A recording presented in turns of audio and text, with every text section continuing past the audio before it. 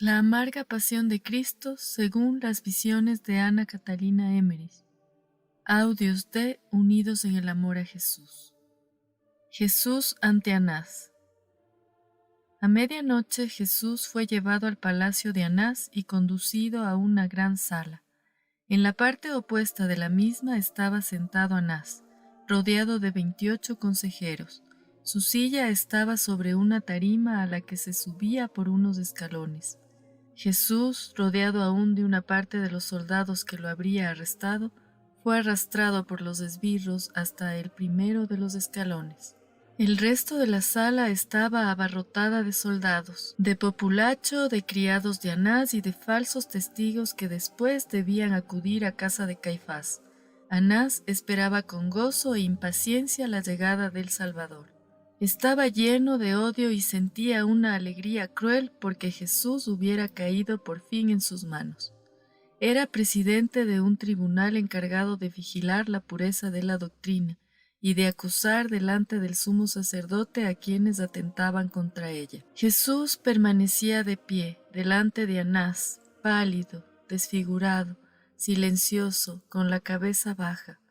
Los verdugos sostenían los cabos de las cuerdas con las que tenía atadas las manos. Anás, viejo, flaco y seco, de barba rala, henchido de insolencia y orgullo, se sentó con una sonrisa irónica, fingiendo no saber por qué estaba Jesús allí y extrañándose de que Jesús fuese el prisionero que le había sido anunciado.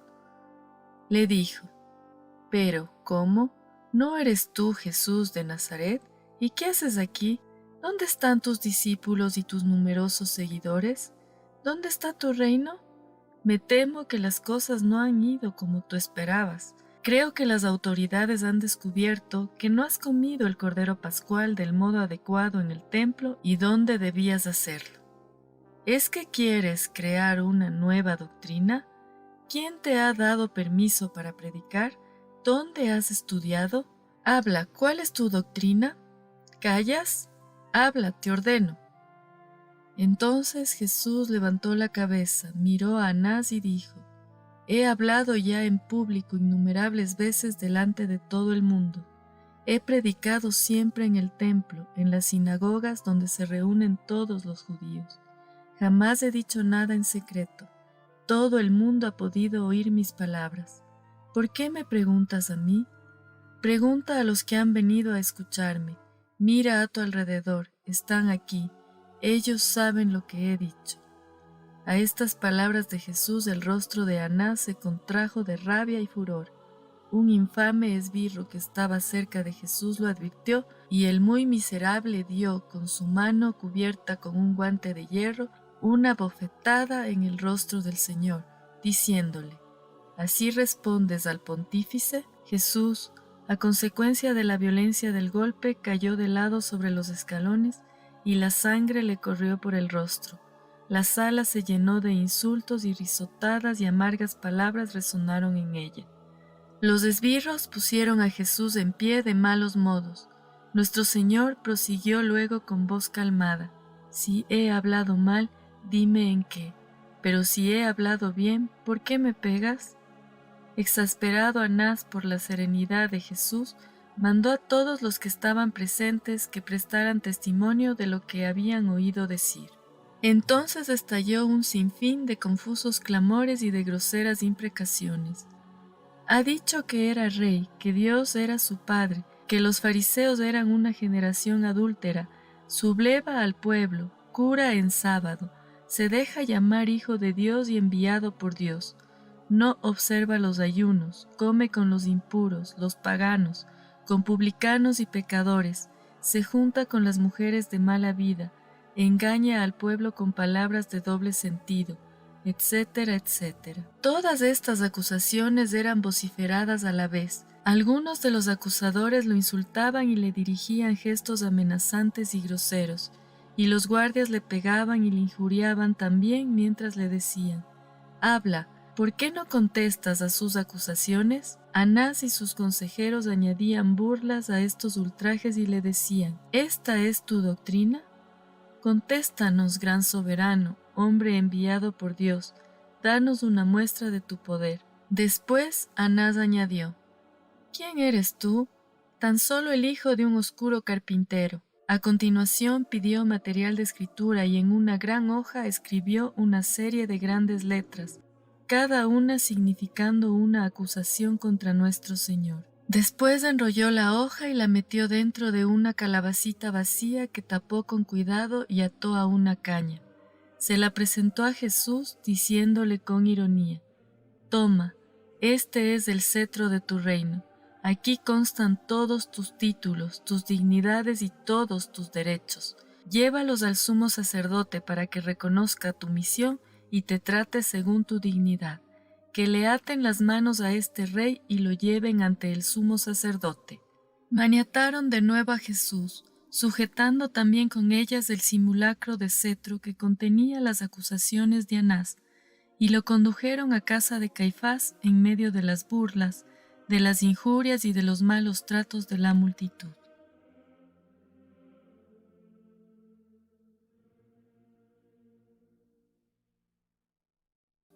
Jesús es conducido de Anás a Caifás. La casa de Anás quedaba a unos 300 pasos de la de Caifás.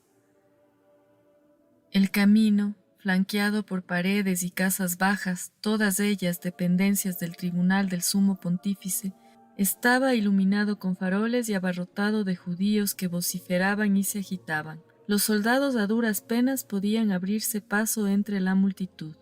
Los que habían ultrajado a Jesús en casa de Anás repetían sus ultrajes delante del pueblo, y nuestro Señor fue vejado y maltratado durante todo el camino. Yo vi hombres armados haciendo retroceder a algunos grupos que parecían compadecerse de nuestro Señor y dar dinero a los que más se distinguían por su brutalidad con él y dejarlos entrar en el patio de Caifás. Para llegar al tribunal de Caifás hay que atravesar un primer patio exterior y se entra después en otro patio interior que rodea todo el edificio. La casa es rectangular. En la parte de delante hay una especie de atrio descubierto rodeado de 3 tipos de columnas, que forman galerías cubiertas. A continuación, detrás de unas columnas bajas hay una sala casi tan grande como el atrio, donde están las sillas de los miembros del consejo sobre una elevación en forma de herradura a la que se llega tras muchos escalones. La silla del sumo sacerdote ocupa en el medio el lugar más elevado. El reo permanece en el centro del semicírculo. A uno y otro lado y detrás de los jueces hay 3 puertas que comunican con una sala ovalada rodeada de sillas, donde tienen lugar las deliberaciones secretas. Entrando en esta sala desde el tribunal se ven a derecha e izquierda puertas que dan al patio interior. Saliendo por la puerta de la derecha se llega al patio, por la izquierda a una prisión subterránea que está debajo de esta última sala. Todo el edificio y los alrededores estaban iluminados por antorchas y lámparas, y había tanta luz como si fuese de día. En medio del atrio se había encendido un gran fuego en un hogar cóncavo de cuyos lados partían los conductos para el humo. Alrededor del fuego se apiñaban soldados, empleados subalternos, testigos de la más ínfima categoría, comprados con dinero. Entre ellos había también mujeres que daban de beber a los soldados un licor rojizo y cocían panes que luego vendían. La mayor parte de los jueces estaban ya sentados alrededor de Caifás. Los otros fueron llegando sucesivamente. Los acusadores y los falsos testigos llenaban el atrio. Había allí una inmensa multitud a la que había que contener con fuerza para que no invadieran la sala del consejo. Un poco antes de la llegada de Jesús, Pedro y Juan, vestidos como mensajeros, habían conseguido entrar camuflados entre la multitud y se hallaban en el patio exterior. Juan, con la ayuda de un empleado del tribunal a quien conocía, pudo penetrar hasta el segundo patio, cuya puerta cerraron detrás de él a causa de la mucha gente. Pedro, que se había quedado un poco rezagado, se encontró ya la puerta cerrada y no quisieron abrirle. Allí se hubiera quedado a pesar de los esfuerzos de Juan, si Nicodemo y José de Arimatea, que llegaban en aquel instante, no le hubiesen hecho entrar con ellos. Los 2 apóstoles, despojados ya de los vestidos que les habían prestado, se colocaron en medio de la multitud que llenaba el vestíbulo, en un sitio desde donde podían ver a los jueces. Caifás estaba sentado en medio del semicírculo, rodeado por los 60 miembros del Sanedrín. A ambos lados de ellos estaban los funcionarios públicos, los escribas, los ancianos y detrás los falsos testigos. Había soldados colocados desde la entrada hasta el vestíbulo, a través del cual Jesús debía ser conducido. La expresión de Caifás era solemne en extremo, pero su gravedad iba acompañada de indicios de sorpresiva rabia y siniestras intuiciones. Iba ataviado con una capa larga de color oscuro, bordada con flores y ribeteada de oro, sujeta sobre el pecho y los hombros con unos broches de brillante metal. Iba tocado con una especie de mitra de obispo, de cuyas aberturas laterales pendían unas tiras de seda. Caifás llevaba allí algún tiempo, esperando junto a sus consejeros. Su impaciencia y su rabia eran tales que, sin poderse contener, bajó los escalones y a grandes zancadas se fue hasta el atrio para preguntar con ira si Jesús no llegaba. Viendo la procesión que se acercaba, Caifás volvió a su sitio.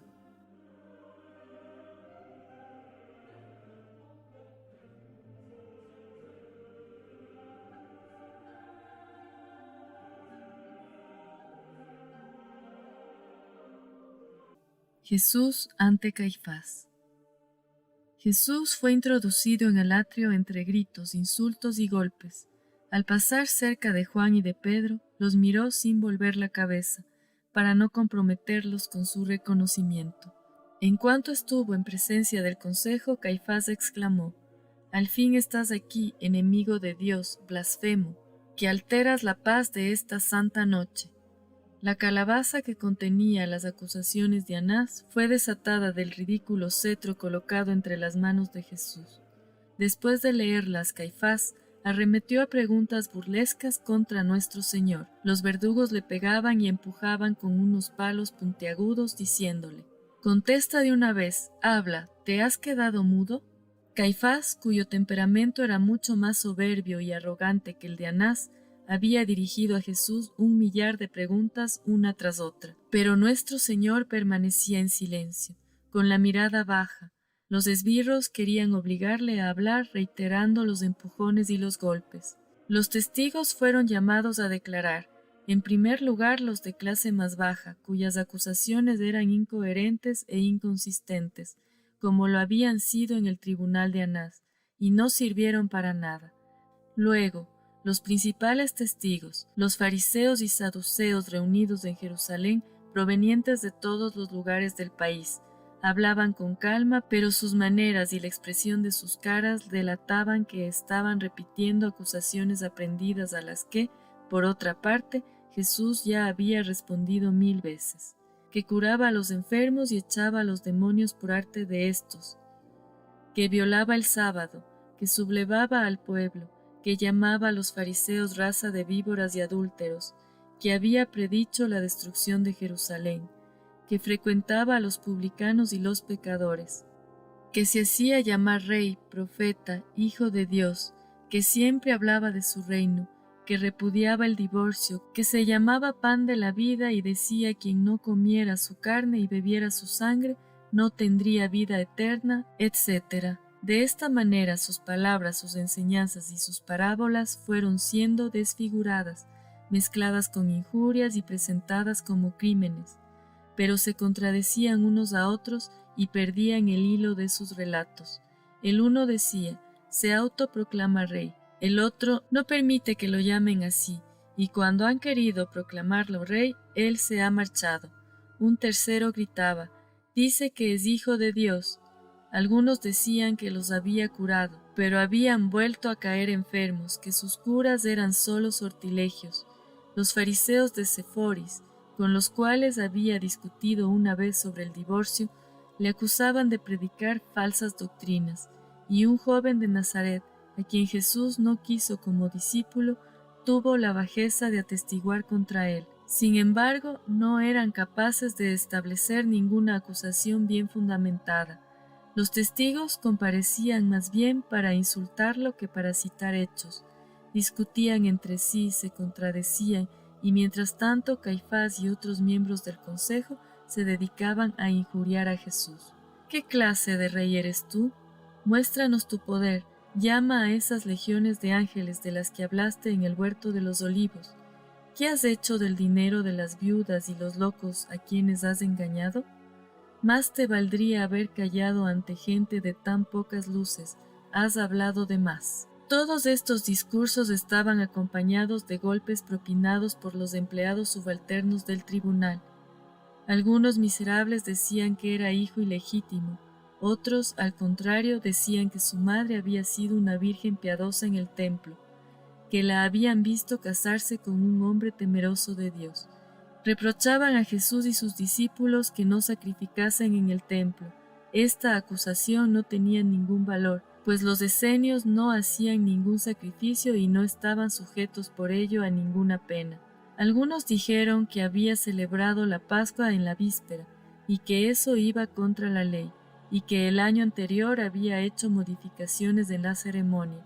Pero los testigos se contradecían tanto que Caifás y los suyos estaban llenos de rabia y de vergüenza, al ver que no encontraban contra él ni un solo argumento.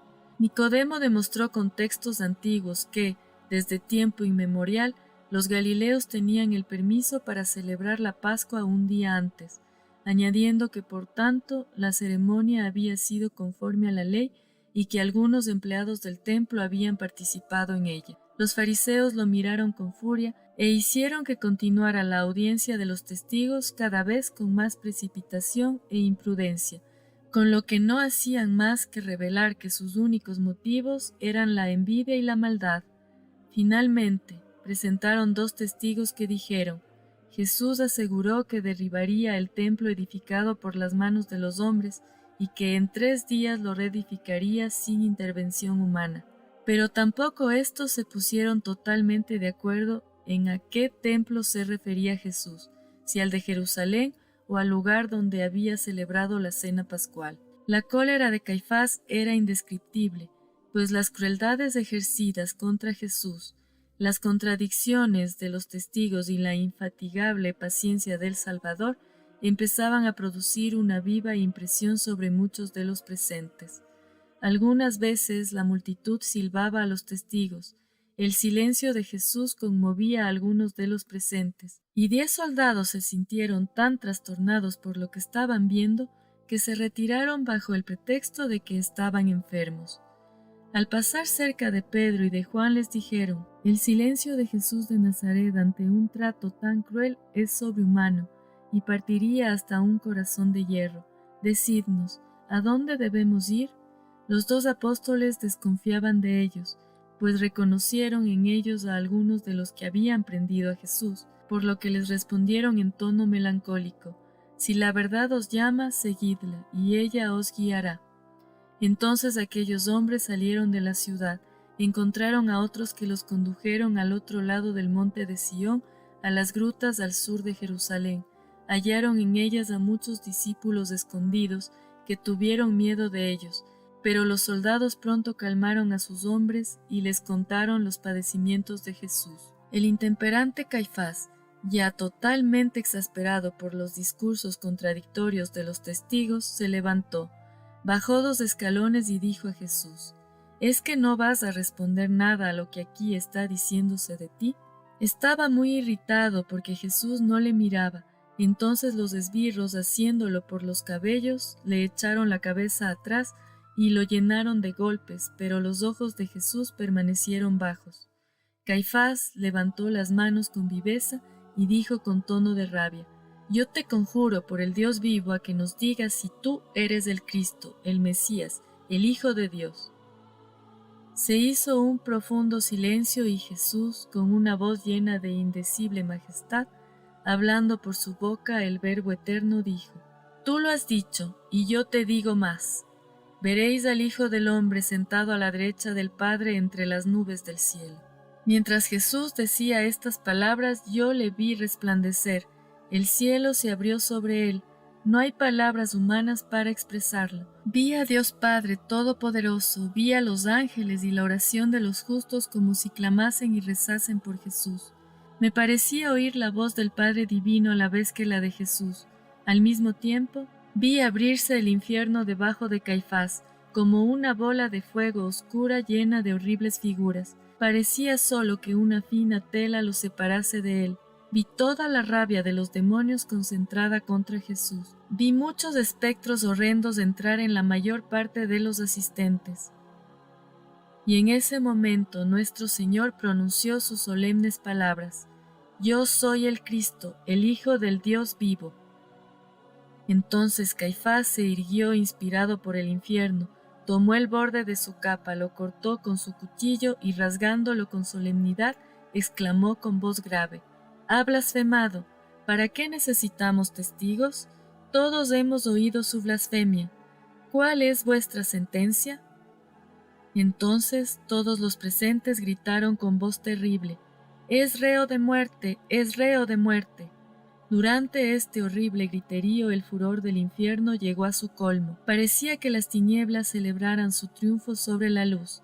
Todos los que allí estaban conservaban en ellos algo de bondad.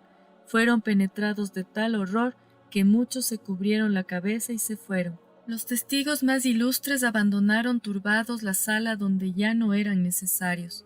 Los demás se dirigieron al atrio alrededor del fuego, donde les dieron de comer y de beber. El sumo sacerdote dijo a los esbirros: «Os entrego a este rey, rendid al blasfemo los honores que merece». Enseguida se retiró con los miembros del consejo a la sala ovalada, situada detrás del tribunal y que quedaba fuera de la vista del atrio. En medio de su amarga aflicción, Juan se acordó de la Santísima Madre de Jesús. Temió que la terrible noticia de la condena de su hijo llegara a sus oídos por boca de un enemigo que se diera de la manera más dolorosa. Miró a nuestro Señor y dijo en voz baja: «Señor, tú sabes por qué me marcho», y se fue del tribunal a ver a la Virgen como un enviado del mismísimo Jesús. Pedro, lleno de angustia y dolor, y sintiendo más penetrante el frío de la mañana, se acercó tímidamente a la lumbre del atrio, donde mucha gente estaba calentándose. Intentó ocultar su pena ante ellos, pero no podía irse de allí y dejar a su amado Maestro.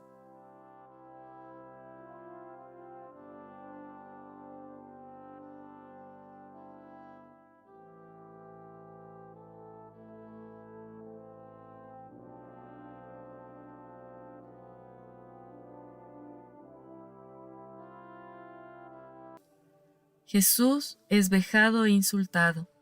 En cuanto Caifás salió del tribunal con los miembros del consejo, una multitud de miserables se precipitó sobre nuestro Señor como un enjambre de avispas irritadas.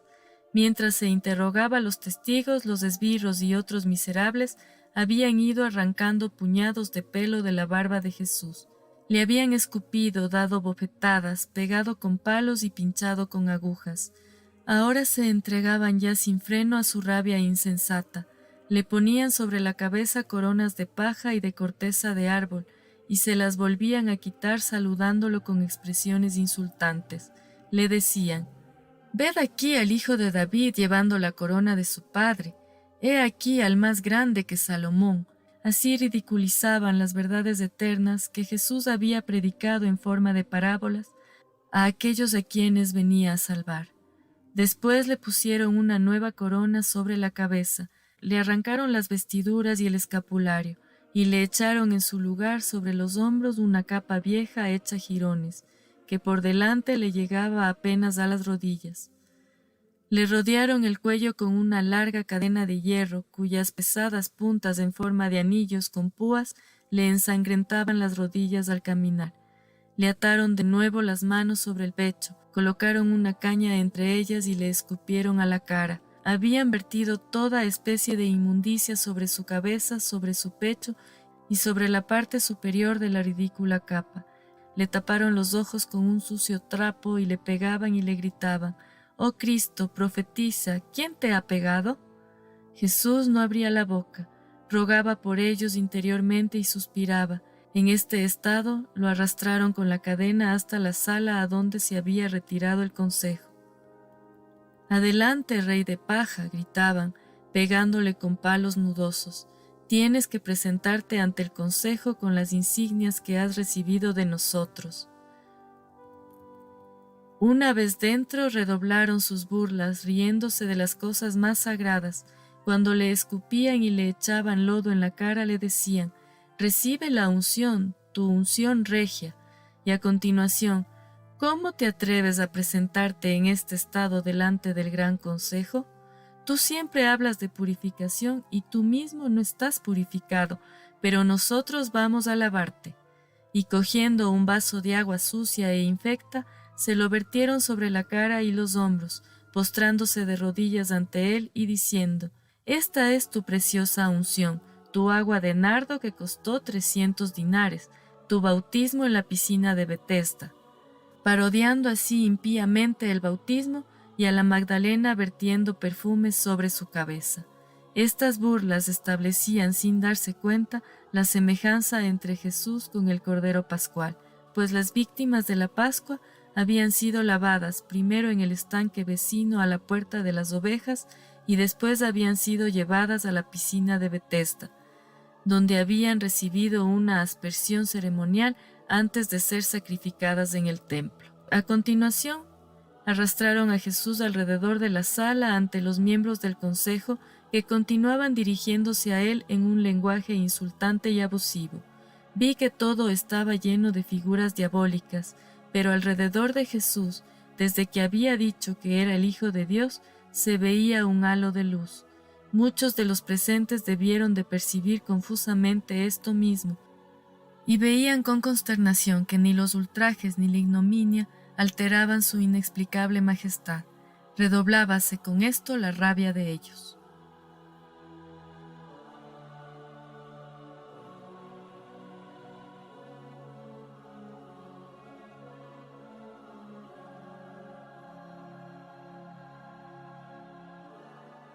La negación de Pedro. Conteniendo a duras penas sus lágrimas y su tristeza, Pedro se había acercado a la lumbre del atrio, silencioso y ensimismado. Pero entre los que alardeaban de su mal trato hacia Jesús y contaban sus gestas, su silencio y su tristeza lo hacían sospechoso.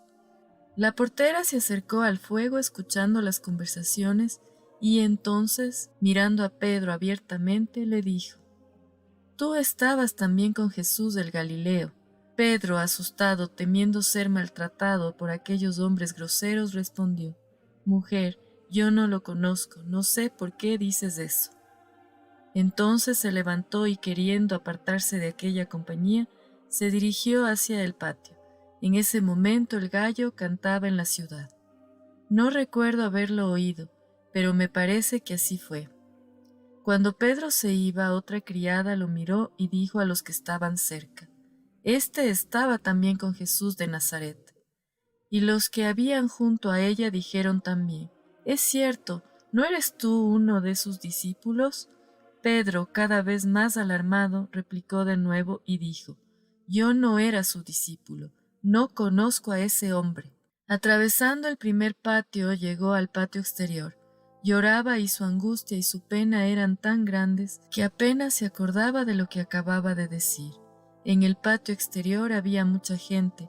Algunos se habían subido sobre la tapia para oír algo. Había allí también algunos amigos y discípulos de Jesús, a quienes la inquietud había hecho salir de las cavernas de Hinnom. Se acercaron a Pedro y le hicieron preguntas, pero éste estaba tan agitado que les aconsejó en pocas palabras que se retirasen porque corrían peligro. Enseguida se alejó de ellos, y ellos se fueron a su vez para volver a sus refugios. Eran 16, y entre ellos reconocí a Bartolomé, Natanael, Saturnino, Judas Barnabás, Simeón, que fue después obispo de Jerusalén, Zaqueo y Manahén, el ciego de nacimiento curado por Jesús. Pedro no podía hallar reposo, y su amor a Jesús lo llevó de nuevo al patio interior que rodeaba el edificio. Lo dejaban entrar porque José de Arimatea y Nicodemo lo habían introducido al principio. No entró en el atrio, sino que torció a la derecha y entró en la sala ovalada de detrás del tribunal, en donde la chusma paseaba a Jesús en medio del griterío. Pedro se acercó tímidamente, y aunque vio que lo observaban como a un hombre sospechoso, no pudo evitar mezclarse con la gente que se agolpaba a la puerta para mirar. Jesús llevaba su corona de paja sobre la cabeza, y miró a Pedro con tal tristeza y severidad que a éste se le partió el corazón. Pero no había superado su miedo, y como oía decir a algunos, ¿quién es este hombre?, se volvió perturbado al patio. Como allí también lo observaban, se acercó a la lumbre del atrio y se sentó un rato junto al fuego. Pero algunas personas que habían observado su agitación se pusieron a hablarle de Jesús en términos injuriosos. Una de ellas le dijo: «Tú eres también uno de sus partidarios, eres Galileo, tu acento te delata». Cuando Pedro procuraba retirarse, un hermano de Maleo, acercándose, le dijo: «¿No eres tú el que estaba con ellos en el huerto de los olivos, el que le ha cortado la oreja a mi hermano?». Pedro, casi enloquecido de terror, empezó a balbucear jurando que no conocía a aquel hombre, y se fue corriendo del atrio al patio interior. Entonces el gallo cantó de nuevo, y Jesús, que en ese momento era conducido a la prisión a través del patio, volvió a mirar a su apóstol con pena y compasión. Esa mirada le llegó a Pedro hasta lo más hondo, y recordó entonces las palabras de Jesús: «Antes de que el gallo cante 2 veces, tú me negarás 3 veces». Había olvidado sus promesas de morir antes que negarlo, y había olvidado sus advertencias, pero cuando Jesús lo miró, sintió cuán enorme era su culpa y su corazón se consumió de tristeza. Había negado a su Maestro cuando estaba siendo ultrajado, cuando había sido entregado a jueces inicuos, mientras sufría en silencio y con paciencia todos sus tormentos. Abatido por el arrepentimiento, volvió al patio exterior con la cabeza cubierta, llorando amargamente. Ya no temía que le interpelaran. En esos momentos hubiera dicho a todo el mundo quién y cuán culpable era. ¿Quién en medio de tantos peligros, de la aflicción, la angustia, entregado a una lucha tan violenta entre el amor y el miedo, exhausto, asediado por el miedo y una pena enloquecedora, con una naturaleza ardiente y sencilla como la de Pedro, se atreve a decir que hubiese sido más fuerte que él? Nuestro Señor lo dejó abandonado en sus propias fuerzas y Pedro fue débil, como todos los que olvidan sus palabras. Velad y orad, para que no caigáis en la tentación.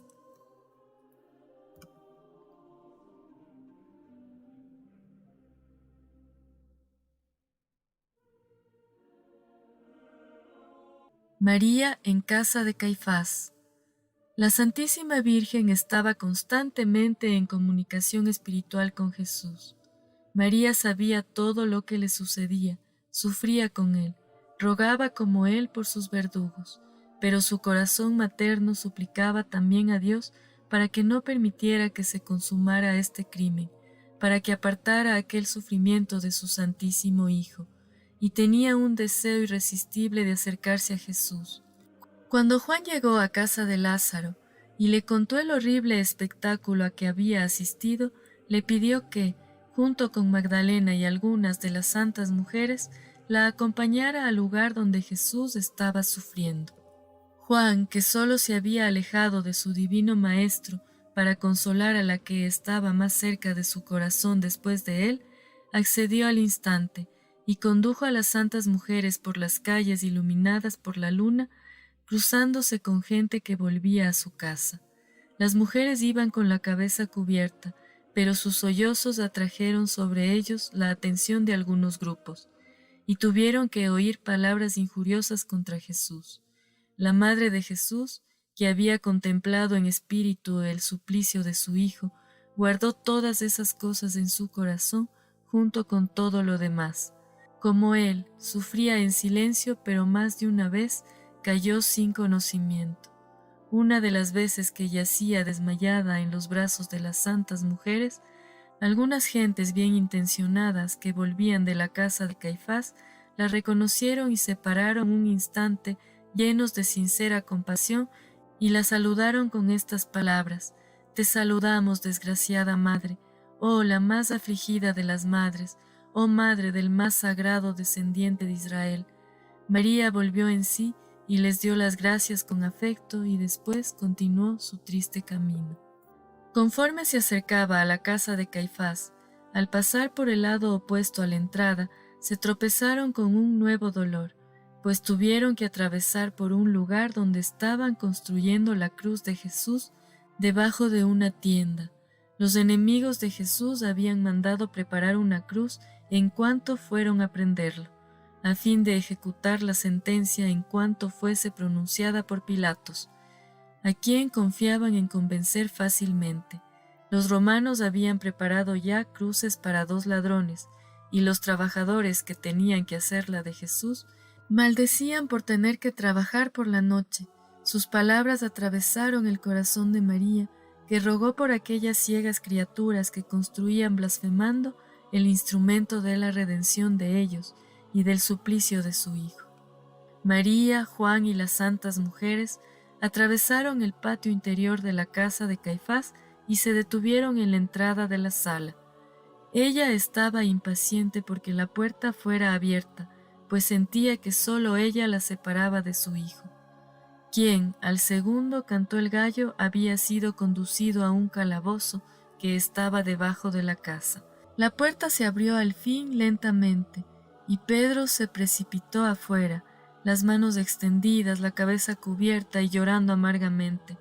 Reconoció a Juan y a la Virgen a la luz de las antorchas y de la luna, y fue como si su conciencia, despierta por la mirada del Hijo, redoblara ahora sus remordimientos ante la persona de la Madre.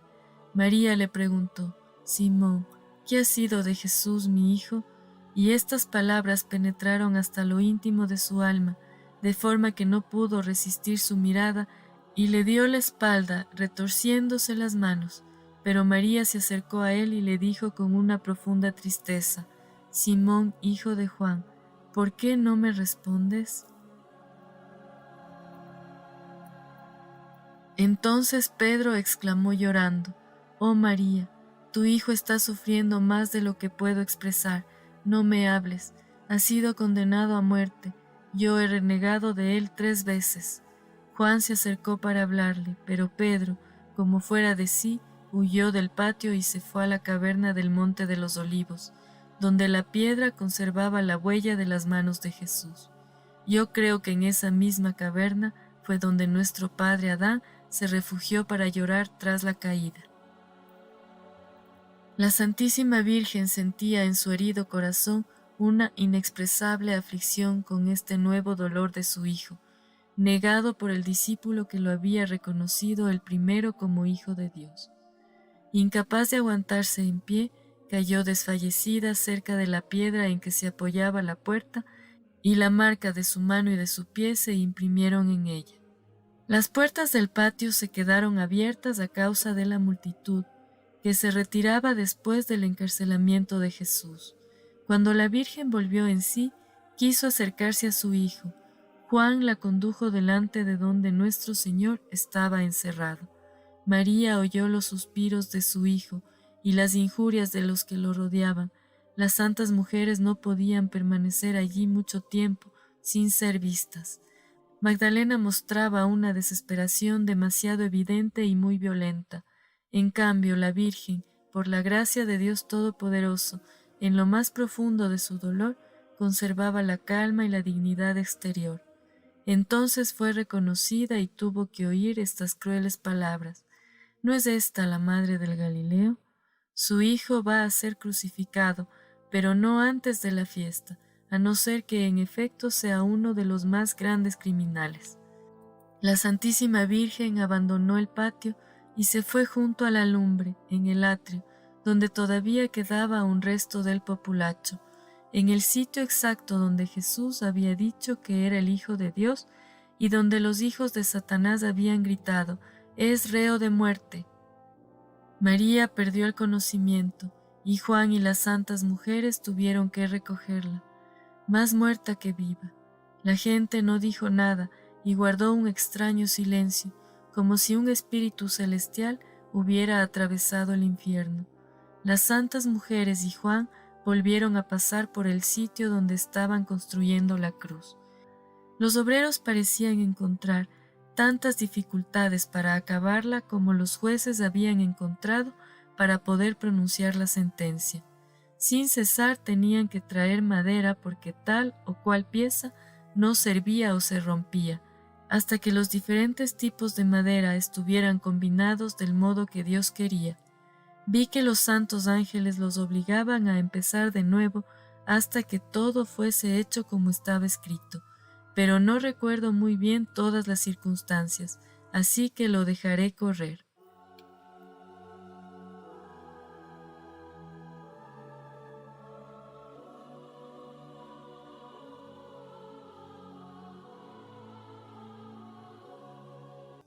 Jesús en la cárcel. Jesús estaba encerrado en un pequeño calabozo de bóveda, del cual se conserva todavía una parte, bajo la sala de juicios de Caifás. 2 de los 4 esbirros se quedaron con él, pero pronto fueron relevados por otros. No le habían devuelto aún sus vestidos y seguía cubierto con la capa ridícula que le habían puesto. Le habían atado de nuevo las manos. Cuando el Salvador entró en prisión, pidió a su Padre Celestial que aceptara todos los ultrajes, insultos y golpes que había sufrido y que tenía aún que sufrir como un sacrificio expiatorio por sus verdugos y por todos los hombres que en sus padecimientos se dejaran llevar de la impaciencia o de la cólera. Los enemigos de nuestro Señor no le dieron ni un solo instante de reposo. Lo ataron a un pilar en medio del calabozo y no le permitieron que se apoyara en él, de modo que apenas podía tenerse sobre sus pies, cansados, heridos e hinchados. Es imposible describir todo lo que estos hombres crueles hicieron sufrir al Santo de los Santos, porque su vista me afectaba de tal modo que me sentía verdaderamente enferma, como a punto de morir. Qué vergonzoso, en efecto, que nuestra flaqueza nos impida contar sin repugnancia los innumerables ultrajes que el Redentor padeció por nuestra salvación. Jesús los sufría todo sin abrir la boca, y fueron los hombres pecadores quienes perpetraron todos los ultrajes contra quien era su hermano, su Redentor y su Dios. Jesús en su prisión seguía rogando por sus enemigos, y cuando al fin le dieron un instante de reposo, le vi apoyado sobre el pilar y todo rodeado de luz. Estaba llegando el amanecer del día de su pasión, del día de nuestra redención, y se anunciaba con un tembloroso rayo de luz que entraba por el respiradero del calabozo sobre nuestro Cordero Pascual cubierto de heridas.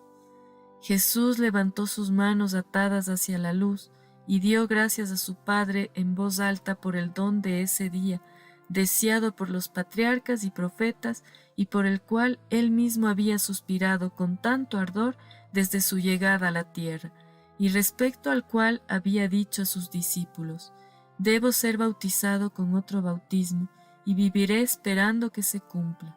Jesús saludaba el día con una acción de gracias tan conmovedora en medio de sus sufrimientos que yo me sentía enormemente emocionada e intentaba repetir cada una de sus palabras como un niño.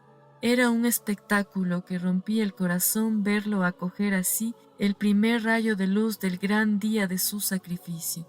Los esbirros, que parecían haberse dormido un instante, se despertaron y lo miraron con sorpresa, pero no lo interrumpieron.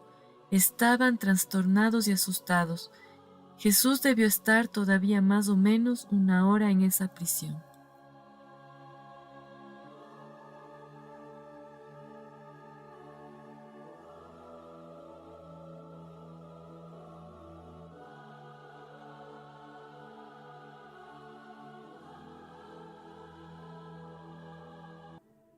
Judas en el tribunal.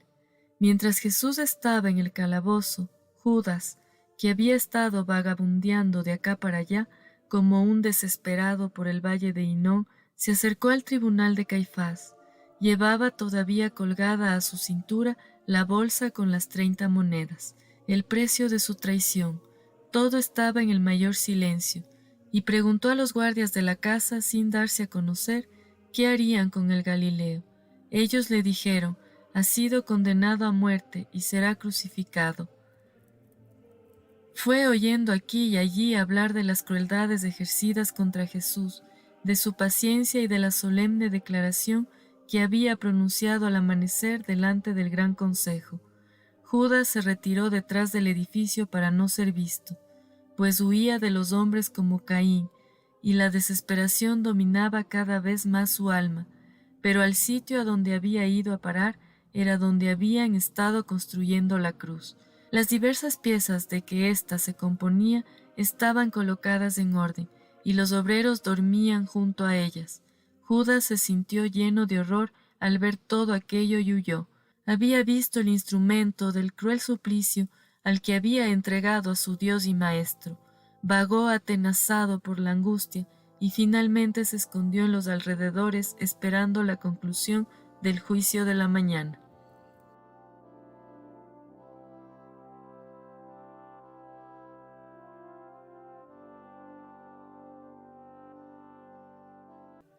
El juicio de la mañana. Tan pronto como amaneció, Caifás, Anás, los ancianos y los escribas se reunieron de nuevo en la sala grande del tribunal para celebrar un juicio según las normas, pues no era conforme a la ley que los delitos se juzgasen de noche. Debido a la urgencia, podía haber solo una instrucción previa. La mayor parte de los miembros del consejo habían pasado el resto de la noche en casa de Caifás, en donde les habían preparado camas. La asamblea era numerosa y se veía en todos los gestos gran precipitación. Deseaban condenar a Jesús a muerte, pero Nicodemo, José y algunos otros se opusieron a sus demandas y pidieron que se difiriera el juicio hasta después de la fiesta, alegando que una sentencia no podía basarse en las acusaciones presentadas ante el tribunal porque todos los testigos se habían contradicho entre sí. El sumo sacerdote y sus adeptos se irritaron y dieron a entender claramente a los que se les oponían que, siendo ellos mismos sospechosos de haber favorecido la doctrina del Galileo, este juicio les disgustaba porque no les resultaba conveniente. Excluyeron incluso del consejo a todos los que eran favorables a Jesús.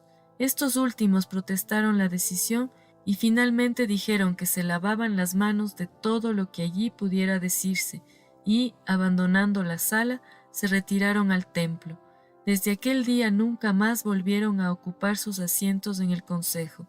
Caifás ordenó que trajeran a Jesús delante de sus jueces y que estuviesen listos para conducirlo ante Pilatos inmediatamente después. Los esbirros se precipitaron a la cárcel, desataron las manos de Jesús, le arrancaron la capa vieja con que le habían cubierto, lo obligaron a ponerse su túnica cubierta de inmundicias, le rodearon el cuerpo con cuerdas y lo sacaron del calabozo. Todo esto lo hicieron precipitadamente y con una horrible brutalidad. Jesús fue conducido entre la multitud, ya reunidos enfrente de la casa, y cuando lo vieron tan horriblemente desfigurado por los malos tratos dispensados, vestido solo con su túnica manchada, en lugar de sentir compasión, lo miraron con disgusto y el desagrado les inspiró nuevas crueldades, pues la piedad era algo desconocido por el duro corazón de estos judíos. Caifás, que no hacía el más mínimo esfuerzo por disimular su rabia contra Jesús, que se presentaba delante de él en un estado tan deplorable, le dijo: «Si tú eres el Cristo, si eres el Mesías, dínoslo». Jesús levantó la cabeza y dijo con gran dignidad y calma: «Si os lo digo, no me creeréis, y si os lo pregunto a vosotros, no me responderéis ni me dejaréis marchar, pero desde hoy el Hijo del Hombre estará sentado a la derecha de Dios Todopoderoso». Se miraron unos a otros y con desdeñosa sonrisa preguntaron a Jesús: «¿Eres tú, pues, el Hijo de Dios?». Y Jesús respondió: «Tú lo has dicho, lo soy». Al oír estas palabras exclamaron: «¿Para qué necesitamos más pruebas? Hemos oído la blasfemia de su propia boca. Mandaron atar de nuevo a Jesús y poner una cadena a su cuello, como se hacía con los condenados a muerte, para conducirlo ante Pilatos. Habían enviado ya un mensajero a éste para avisarle de que iban a llevarle a un criminal, para que lo juzgara, pues era preciso darse prisa a causa de la fiesta. Hablaban entre sí con indignación de la obligación que tenían de ir al gobernador romano para que éste legalizase la sentencia, porque en las materias que no concernían a sus leyes religiosas y las del templo, no podían ejecutar las sentencias de muerte sin su consentimiento. Uno de los cargos que iban a presentar ante Pilatos era que Jesús era enemigo del emperador, y bajo este aspecto la condena era competencia de Pilatos. Los soldados estaban ya formados delante de la casa. Había también muchos enemigos de Jesús y mucha gentuza. El sumo sacerdote y una parte de los miembros del Sanedrín iban delante, seguidos por el pobre Salvador rodeado de los esbirros y los soldados. La muchedumbre cerraba la marcha. En este orden bajaron de Sion a la parte inferior de la ciudad y se dirigieron al palacio de Pilatos. Una parte de los sacerdotes que habían asistido al último juicio se dirigieron al templo, donde todavía tenían mucho que hacer. La desesperación de Judas. Mientras conducían a Jesús a casa de Pilatos, Judas, el traidor, oyó lo que se decía en el pueblo, escuchó palabras como estas: lo llevan ante Pilatos, el Sanedrín lo ha condenado a muerte, el descreído va a ser crucificado, ha sido muy maltratado, solo dice que es el Mesías, lo matarán por eso, el descreído que lo ha vendido era uno de sus discípulos, etc. Entonces la angustia, el arrepentimiento y la desesperación lucharon en el alma de Judas. Echó a correr, pero el peso de las 30 monedas colgadas de su cintura era para él como una espuela del infierno. Sujetó la bolsa con la mano a fin de que al correr no le molestasen. Corría tan rápido como podía, no para ir a echarse a los pies de Jesús y pedirle perdón, no para morir con él, no para confesar su crimen, sino para expiar lejos de él y de los hombres su crimen y el precio de su traición. Corrió como un insensato hasta el templo, donde muchos miembros del consejo se habían reunido después del juicio de Jesús. Se miraron atónitos, y como una risa burlona lanzaron una mirada altiva sobre Judas. Quien fuera de sí arrancó de su cintura la bolsa con las 30 monedas, y entregándosela con la mano derecha dijo desesperado: «Tomad vuestro dinero, con el cual me habéis hecho entregaros a un hombre justo. Tomad vuestro dinero y soltad a Jesús. Rompo nuestro pacto. He pecado gravemente vendiendo sangre inocente». Los sacerdotes lo miraron con desprecio.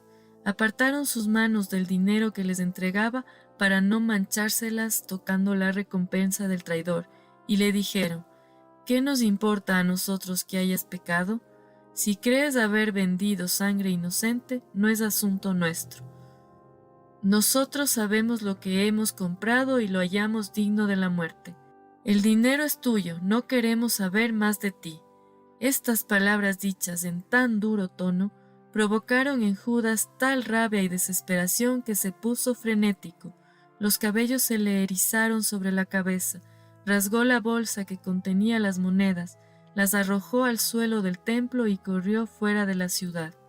De nuevo lo vi correr como un insensato por el valle de Hinnom. Satanás estaba a su lado, y para llevarlo a la desesperación, iba recitándole al oído todas las maldiciones de los profetas sobre esta tierra, donde los judíos habían sacrificado sus hijos a los ídolos. Cuando estaban llegando al torrente de Cedrón y tenían a la vista el monte de los olivos, el diablo le dijo: «Caín, ¿qué has hecho con tu hermano?». Judas empezó a temblar, volvió los ojos y oyó entonces estas otras palabras: «Amigo, ¿a qué vienes?». «Judas, ¿vas a entregar al Hijo del Hombre con un beso?». Penetrado de horror hasta el fondo de su alma, comenzó a perder la razón y, entregado a horribles pensamientos, llegó al pie de la montaña. un lugar desolado lleno de escombros e inmundicias. El discordante sonido de la ciudad resonaba en sus oídos y Satanás le decía: quien vende a alguien y recibe el precio de su traición merece la muerte. Pon fin a tu desgracia, acaba de una vez, miserable, acaba con la desgracia. Entonces Judas, desesperado, cogió su cinturón y se colgó de un árbol que crecía en un hoyo y que tenía muchas ramas. Cuando se hubo ahorcado, su cuerpo reventó y sus entrañas se esparcieron por el suelo.